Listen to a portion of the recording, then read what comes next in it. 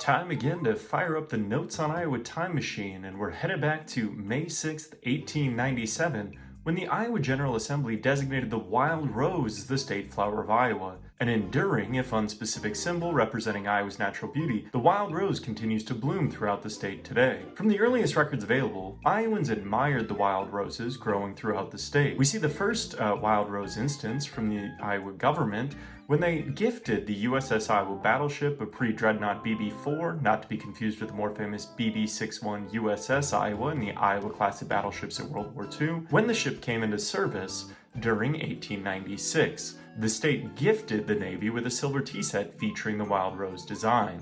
During the following year, the State Federation of Women's Clubs met in Dubuque and provided a formal recommendation that the state adopt the wild rose as a state flower. The Iowa General Assembly took the club's advice. The governing body did not specify which of the three wild roses native to Iowa would actually serve as a state flower, leaving Iowans confused as to if Rosa blanda, Rosa arkansana, or Rosa carolina were the actual state flowers all grow throughout the state. However, the wild rose continues to serve as Iowa's state flower, and the various types typically bloom in varying shades of pink starting each June. Thanks for taking a trip in the Iowa Time Machine with me, Dr. Kevin Mason, and Notes on Iowa as we continue to explore Iowa's past.